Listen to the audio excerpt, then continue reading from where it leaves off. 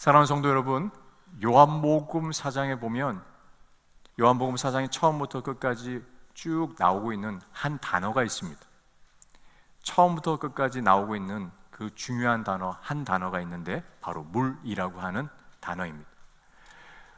목이 마르고 그 목마름을 해결하기 위해서 사용되는 물만이 아니라 이 물은 한 영혼의 변화를 보여주고 있는 상징적인 모습입니다. 우리 인생에도 각자의 목마름이 있습니다. 겉으로는 괜찮은 척 살아가지만 마음 깊은 곳에는 누구에게도 말하지 못하는 그런 갈증이 있죠. 제가 그림 하나를 좀 보여드리고 싶습니다. 프란체스코 기올리라고 하는 화가가 그린 그림인데요. 여러분, 한번 그림을 한번 보시겠습니까? 물동이를 이고 가고 있는 여인의 모습입니다. 저 여인은 그 물동이에 그 물을 이고 가고 있는데 우리가 한번 상상해보고 생각해보기 원합니다. 우리들은 우리들의 삶에 어떤 물동이를 이고 가고 있습니까? 우리 각자에게 주어진 물동이들이 있습니다. 어떤 분들은 성공이라고 하는 물동이를, 또 어떤 분은 사랑과 관계라고 하는 그 물동이를 이고 낑낑 매고 걸어가고 있습니다. 또 어떤 분은 돈이라고 하는 그 안정감을 누리기 위해서 물동이를 이고 갈 때가 있죠. 어떤 분은 바쁨과 그리고 성취라고 하는 이 물동이를 들고 갑니다.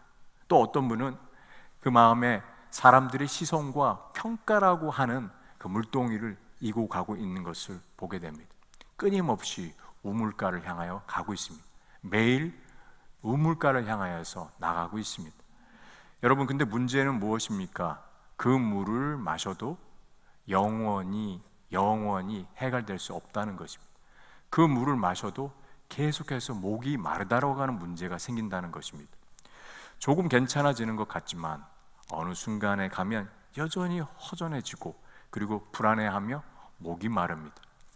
요한복음 4장에는 이 끝없는 인생의 갈증, 그것을 해결하시기 위해서 예수님께서 한 사람을 찾아오시는 이야기라는 것을 말씀드리고 싶습니다.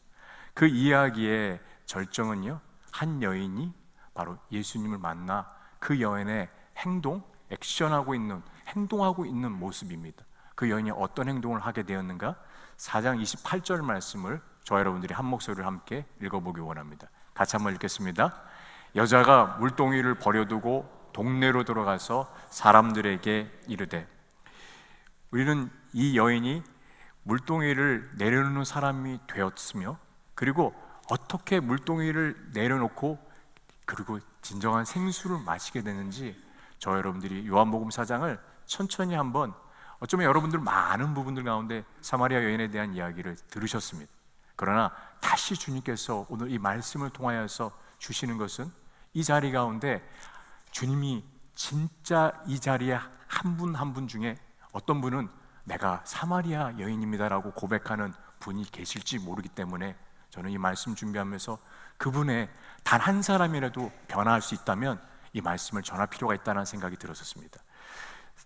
요한복음 4장 3절과 4절 말씀 저 여러분들이 한 목소리를 함께 읽어보기 원합니다. 같이 한번 읽겠습니다. 유대를 떠나사 다시 갈릴리로 가실새 사마리아를 통과하여야 하겠는지라. 여러분, 여기 보니까 말씀에 통과하여야 하겠는지라, 뭐 하여야 하겠는지라. 여러분, 예수님의 그 의도, 예수님의 마음이 여기 담겨져 있습니다. 보통 유대인들은요, 사마리아를 통과하고 관통해가지고 지나가지 않습니다. 사마리아를 우회해서 갑니다. 지도를 한번 보여드리겠습니다. 저 지도에 보시면 보통 유대인들은 항상 저 빨간 라인으로 오고 갔었습니다.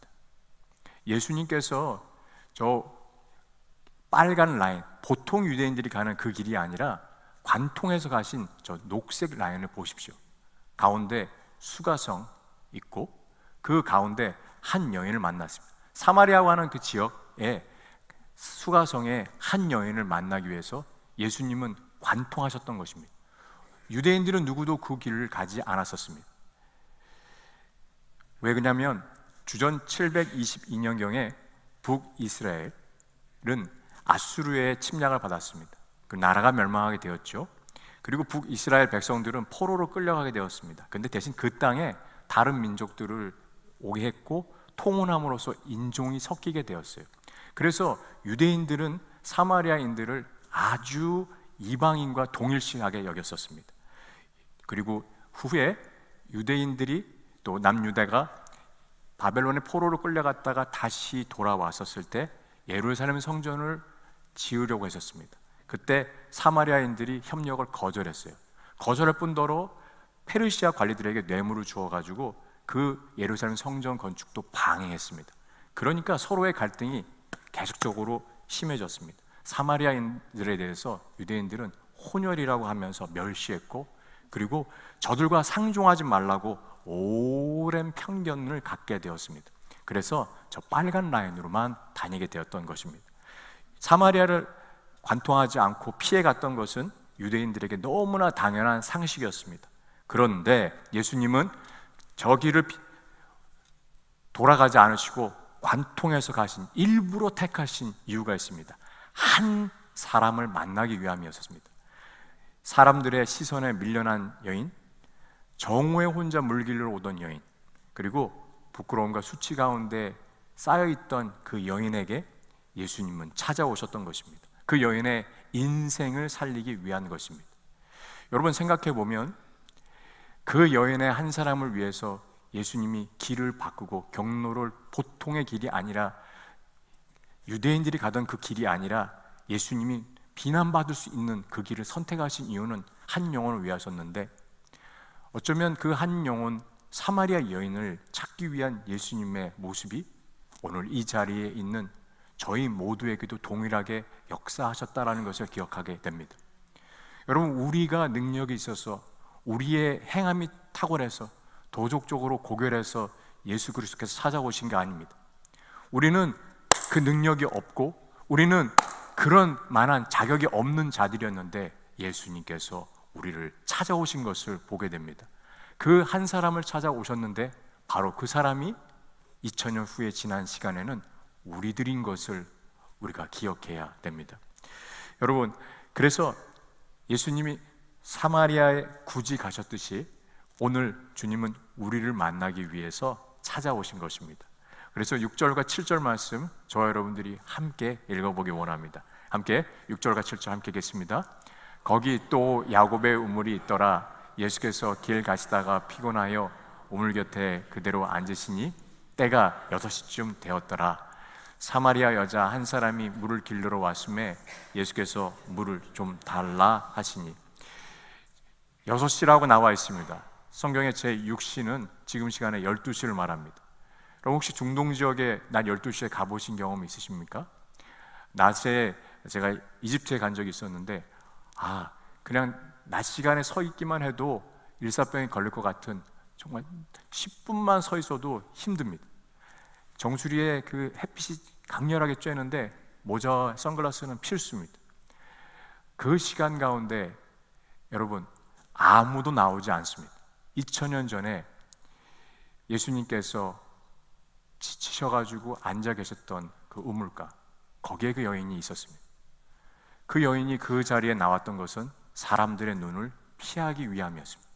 아무도 나오지 않는 그 자리에 여인은 혼자 나와서 물을 길르러 왔던 것을 보게 됩니다. 그런데 그 여인에게 예수님께서 말을 거십니다. 뭐라고 말을 거십니까? 7절 말씀에 물을 좀 달라라고 얘기하세요. 물을 달라고 하는 예수님, 목이 마르신 예수님, 그리고 인생의 목마름으로 지내고 있던 여인, 두 사람의 만남 가운데 여인에게 물을 달라고 했던 예수님은 메시지를 전하고 있는 것입니다. 나도 목이 마르고 나의 목마름은 바로 너의 인생 가운데 목마름을 내가 잘 알고 있다라고 하는 그 예수님의 마음이 담겨져 있는 것입니다. 여러분, 예수님은 지금도 숨고 싶은 자리에서 우리가 가장 피하고 싶은 그 시간대에 오셔서 만나주시는 분이라고 하는 것입니다. 여인은 깜짝 놀랍니다. 아니, 유대인 남자인 당신이 어찌하여 사마리아 여자인 나에게 물을 달라고 합니까? 이 여인의 시선은 여전히 유대와 사마리아의 그 민족적인 관계, 그리고 그 상식의 틀 안에 머물러 있습니다. 그때 예수님께서 말씀하십니다. 내가 만일 하나님의 선물과 물을 좀 달라고 하는 이가 누구인 줄 네가 알았더라면. 이 이야기는 무슨 얘기입니까? 여인에게 네가 나에 대해서 아직 모르고 있구나, 나를 안다면 네가 그렇게 얘기하지 않을 것이다 라고 말씀하시는 것입니다. 내가 누구인지 아느냐라고 하는 그 예수님의 이야기가 담겨져 있습니다. 13절과 14절 말씀, 저 여러분들이 또 한 목소리를 함께 같이 한번 읽겠습니다. 함께 읽겠습니다. 예수께서 대답하여 이르시되 이 물을 마시는 자마다 다시 목마르느니와 내가 주는 물을 마시는 자는 영원히 목마르지 아니하니니 내가 주는 물은 그 속에서 영생하도록 솟아나는 샘물이 되니라. 사랑하는 성도 여러분, 예수님께서 우리의 인생을 정확하게 진단하고 계십니다. 세상의 물은 잠깐 갈증을 잊게 할지 모릅니다. 마치 탄산수와 같습니다. 그러나 목마르게 되죠. 돈도 관계도 인정도 성공도 잠깐 채워주는 것 같습니다. 그러나 영혼의 갈증은 계속적으로 남아 있습니다. 그런데 예수님이 주시는 물은 다릅니다. 예수님이 주시는 물은 마시는 자마다 더 이상 목마르지 않습니다. 14절에 보니까 영원히 목마르지 않고, 그리고 내가 주는 물은 그 속에서 영생하도록 솟아나는 샘물이 된다라고 말하고 있어요. 진정한 기쁨이 되는 영원한 샘물은 밖에서 퍼올리는 것이 아니라 우리 안에서 예수 그리스도를 영접한 자들에게 있는 바로 성령을 의미합니다. 성령께서 우리 안에 계셔서 충만하게 역사하실 때 이전과 다른, 그래서 영혼의 갈급함을 채우기 위해서 다른 것을 채우지 않는 주님만으로 기뻐하는 시간이 되는 것을 보게 됩니다.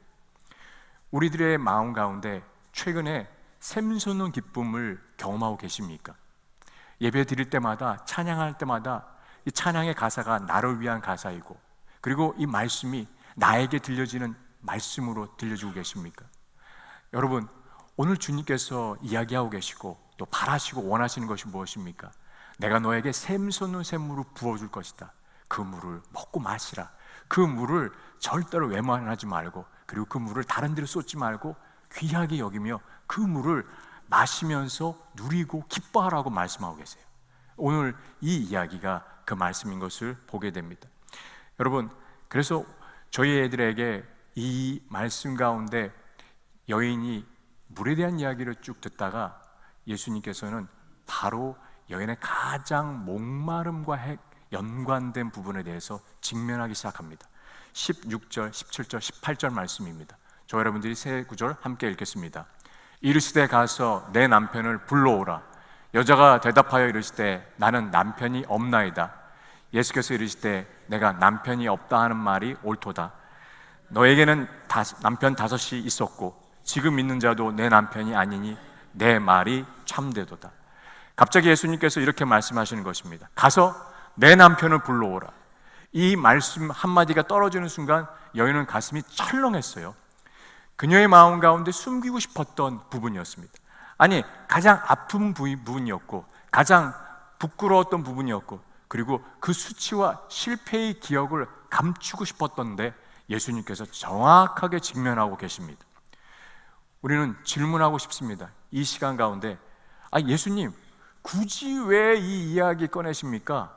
그냥 치유해 주시고요, 그냥 회복시켜 주실 수 있지 않습니까? 아니, 위로해 주시고 물만 주실 수 있는 거 아니에요? 라고 우리가 이렇게 질문하고 물어볼 수 있을 것 같습니다. 하지만 예수님은 그 여인을 보시고 그 여인의 아픔과 가장 속마음을 직면하시면서 드러나게 하시는 이유 무엇입니까? 수치를 주기 위함이 아닙니다. 정죄하기 위함이 아닙니다. 그녀를 회복시키기 위함인 것을 보게 됩니다. 여러분, 우리가 정말 말씀을 많이 듣고 예배의 자리에 나만 오늘 찬양을 하면서 또 감사의 박수도 하지만, 그러나 우리가 변하지 않는 이유는 무엇입니까?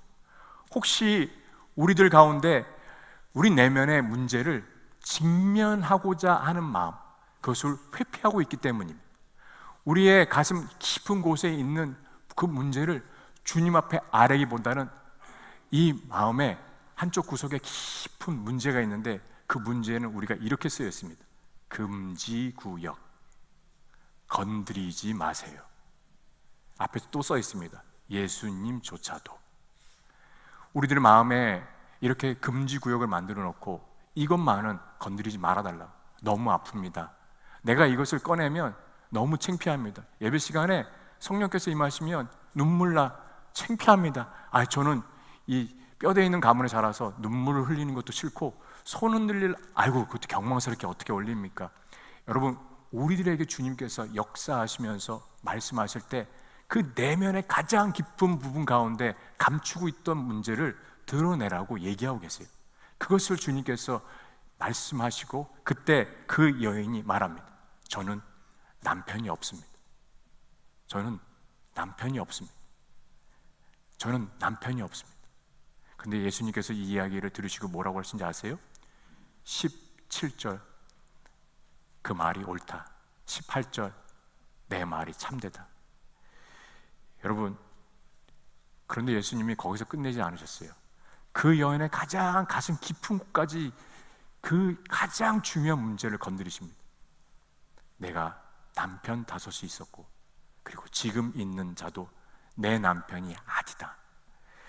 여러분, 당시의 사회, 유대 사회에서는요, 이혼은 남자가 결정할 수 있는 권리였습니다. 그래서 여성에게는 선택권이 없었습니다. 거의 없었죠. 그렇다면 남편이 5 있었다라고 하는 이 이야기는 5번 거절당했다라고 하는 것입니다. 5번 버림받았다라고 하는 것입니다. 그리고 여러분, 6번째 남편도 네 남편이 아니다. 이 여인은 6번 동안 이 거듭해서 남편들에게 버림을 받은 것입니다. 첫 번째 남편에게 버림을 받고 또 다른 남편을 찾아가서 함께 나를 행복해 줄 이 사람이라고 생각했는데 또 버림을 받게 되는 것입니다. 그리고 다시 버림을 받고 또 버림받고 버림받고 버림받은 이 자리 가운데 있는 연속된 그 모습, 사실은 우리가 생각할 때 돌을 들고 이 여인을 던질 만큼 이 여인이 도덕적으로 타락한 여인이라고 생각하기 쉽지만 정확히 보면 이 여인은 불쌍한 여인이었습니다. 정말 불쌍한 여인이었던 것을 보게 됩니다. 비참해진 여인의 삶을 끄집어내면서 주님께서 말씀하시는 것입니다. 내 힘으로는 너의 목마름을 해결할 수 없다. 사람을 바꿔도 환경을 바꿔도 결국 똑같은 자리로 오게 되는 것이다. 여러분, 여인이 결혼 생활 가운데 몇 번 실패한 것입니까? 6번 실패한 것입니다. 5번 남편, 그리고 3번 새로운 남편을 만났지만 결국 그 남편이 아니다. 6번을 실패한, 그리고 이 자리 가운데 예수님이 얘기하시는 것은 무엇입니까? 7번째 남편인 너의 진정한 남편인 나를 만나라 라고 말씀하신 것입니다. 여러분, 우리들의 삶 가운데 예수님께서 얘기해 주시는 것이 있을 때 우리들 마음 가운데 직면해야 될 부분들 가운데 주님 앞에 드러낼 수 있는 용기가 필요합니다. 여인에게는 그것이 남편의 문제였던 것을 보게 됩니다. 제가 전도 여행을 1999년에 결혼 전 예수제자 훈련학교를 가고 3개월간 이디오피아에 전도 여행을 갔습니다. 제가 이디오피아에 전도 여행 가 있는 동안에 그 전도 여행 기간 동안 날씨와 무더운 날씨, 그리고 가난하고 그리고 많이 더러운 그 지역의 환경, 그것이 어려웠던 것이 아니라 같은 팀 안에 같은 팀원들에게 정말로 관계 가운데 신뢰를 받을 수 있을까라고 하는 부분이 저는 걱정이 되었었습니다. 저희 팀에 10명의 팀원 1명의 간사님이 계셨는데 팀원의 7명이 여자분이었어요. 그리고 그 여성분들이 내면에 참 많은 아픔들이 있는 분이셨어요. 그래서 되게 많이 이 입술에 그 은사가 있어가지고 이게 보통 이렇게 축복의 언어가 아니라 말만 꺼내면 욕하고 말만 꺼내면 흉보고 말만 꺼내면 이 다른 사람 깎아내리는 게 취미였습니다. 이 설교를 지금 그분들이 들으실지 모르겠어요. 그분들이 아무튼 다 변해서 훌륭한 지금 자리에서 섬김 자리에 가 계신데, 근데 그 7명, 그리고 간사님조차 여성분이셨어요. 그러니까 함께 모여가지고 제가 그때 팀 리더를 하게 되었었습니다. 랑가노라고 하는 아디스바바바에서 이틀 동안 버스를 타고 가는 그 시간에 그 이디오피아 분들이 뭘 드시면 쓰레기통에 담지 않고 다 그 버스에다 버리는 거예요. 이틀 동안 가는 전세 버스, 그 버스 일반 버스인데 그 버스가 이틀 동안을 계속 갑니다. 중간에 잠깐 잠자는 시간 빼고는 그냥 그 버스를 타고 가는 거예요. 처음에 바닥이 그렇진 않았는데 중간에 보니까 온통 바닥에 쓰레기 다 천지예요. 드시고 버리고, 그리고 심지어는 옆에 닭이 막 돌아다니고 있습니다. 그리고 그 버스를 타고 가는데 이틀 내내 제가 정말 힘이 들었습니다. 왜 힘이 들었냐면 이 팀원들이 그렇게 많이 저에 대해서 비난하는데 그 얘기 가운데 내가 과연 신뢰를 받을 수 있을까라는 생각이 들었었어요. 이디오피아에서 아디스바바바에서 북쪽으로 난가노아오는 그 지역으로 가게 되면서 그 지역 가운데 하나님께서 저를 예배 가운데 만나기 시작했어요. 하나님 앞에 신뢰는 하나님께로부터 옵니다라고 하는 짧은 메시지를 제가 전해야 될 시간 가운데 그 이야기를 전하는 순간 찬양을 하면서 그 얘기를 하는데 놀랍게도 하나님께서 저를 만나 주시기 시작했어요. 그리고 제 마음에 눈물이 터지면서, 그리고 제 평생에 그런 일이 처음 있었습니다. 필름이 끊겼어요. 그리고 깨보니까 예배는 다 끝났고 제가 방에 누워 있었어요. 그 예배 가운데 주님이 저를 만나셨고 저에게 그 은혜를 참 많이 부어주었습니다. 여러분, 성령의 함께하는 예배가 무엇인지 사모되지 않으십니까? 저에게 주님께서 그 말씀을 전하면서 제가 어렴풋이 저에게 따뜻한 음성이 들렸어요. 그 음성은 바로 이것이었습니다. 신뢰를 사람들에게 구하지 마라. 신뢰는 나한테 온다. 제가 메시지 전했던 것이 하나님의 그 말씀으로 가슴 깊이 다가왔던 시간이 있었습니다. 그 시간이 있었을 때 저희 팀이 그동안 참 많이 분열되고 하나 되지 못하고 하나님 앞에 나가지 못했는데 그 이후에 감사하게 그 전도여행을 잘 마치고 돌아왔습니다. 물론 전도여행 끝나고 나서 그 팀원들을 만났었습니다. 몇 년이 지나고 나서 그 간증을 했는데 그 팀원들 중에서 몇 분이 저한테 그 얘기 하시더라고요. 제가 그렇게 쓰러지고 나서 자신들끼리 더 이상은 이렇게 하면 안 되겠다. 그래서 저기 한성 형제가 저렇게 힘들어하는 거 보니까 우리가 도와줘야 되겠다는 그 마음을 주님이 주셨다고 그 얘기를 하더라고요. 저는 그 마음을 주신 것도 하나님 주신 마음이라고 생각이 듭니다. 그 전도여행의 제 인생의 귀한 예배의 시간이었습니다. 저는 오늘 우리가 함께 말씀을 듣고 나아가는 시간 가운데 여러분 인생의 가장 귀한 그 잊을 수 없는 성령께서 함께 하시는 예배가 되기를 소망합니다. 여인에게 주님께서 말씀하시고 여인에게 이 이야기, 여인의 그 가장 아픈 곳을 직면했을 때 그 사마리아 여인은 무명의 여인, 이 여인은 예수님께 바로 이야기를 합니다. 예수님, 제가 주님 믿겠습니다. 이렇게 얘기하지 않아요. 무슨 얘기 안 하면 예배는 어디서 드려야 됩니까? 라고 하면서 예배 장소에 대해서 갑자기 물어봅니다. 그녀는 자기의 그 직면한 마음, 그것을 다 드러내는 것이 아직도 부끄러웠고 화제를 돌리고 싶었습니다. 그리심산입니까? 예루살렘입니까? 산입니까? 예루살렘입니까? 이 장소에 대한 질문을 합니다. 그것에 대해서 예수님은 아주 중요한 얘기, 그 한 말씀 23절, 24절 말씀 주님께서 말씀하십니다. 저 여러분들이 함께 읽어보기 원합니다. 아버지께 참되게 예배하는 자들은 영과 진리로 예배할 때가 오나니 곧 이때라. 아버지께서는 자기에게 이렇게 예배하는 자들을 찾으시느니라. 하나님은 영이시니 예배하는 자가 영과 진리로 예배할지니라.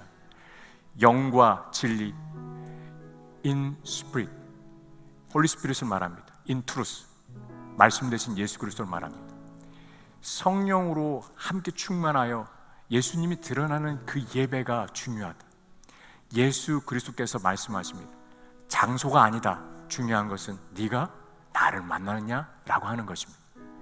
영과 진리로 드려지는 예배를 주님께서 원하시고 진정한 예배를 드리는 자를 오늘 찾고 계신다라고 23절 말씀 가운데 얘기하십니다.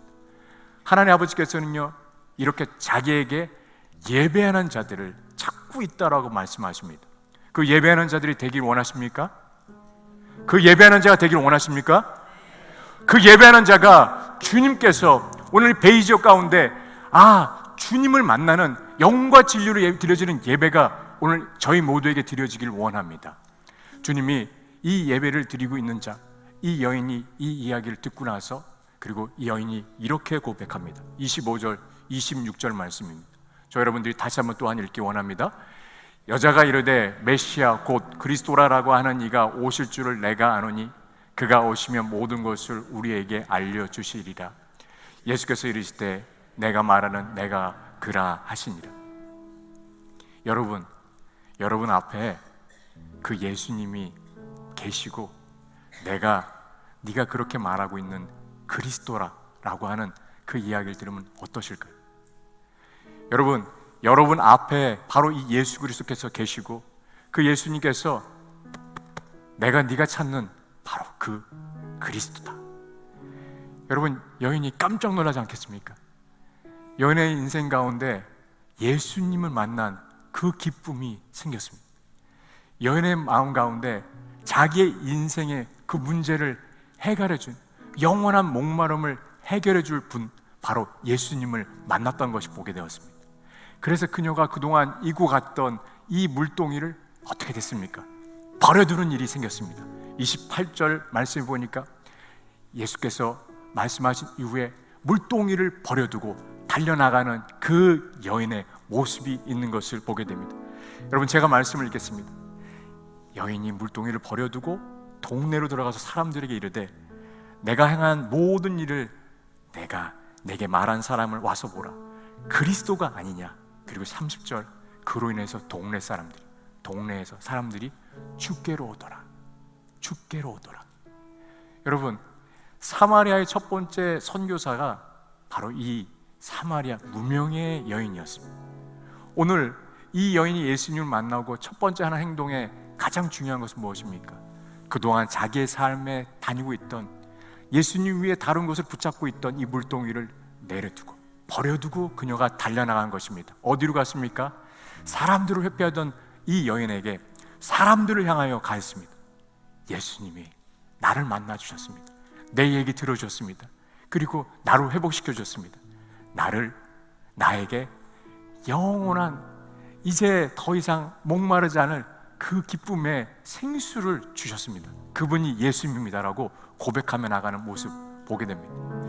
여러분, 대강절 세 번째 주, 오늘 이 시간 맞이해서 우리들에게 예수 그리스도를 주님께서 진짜 만났냐고 물어보고 계십니다. 생수 대신 예수님을 정말 만났냐고 주님이 물어보실 때, 예 주님, 제가 사마리아 여인입니다. 제가 예수님을 깊이 만나길 원하는 그 한 사람입니다. 오늘 저를 만나 주십시오. 그리고 제가 고백하기 원합니다. 예수님은 살아계십니다. 예수님은 저의 전부 되십니다. 예수님은 저의 진짜 신랑 되십니다 라고 하는 그 고백이 있는 이 한 주간 되시기를 예수님의 이름으로 축원합니다.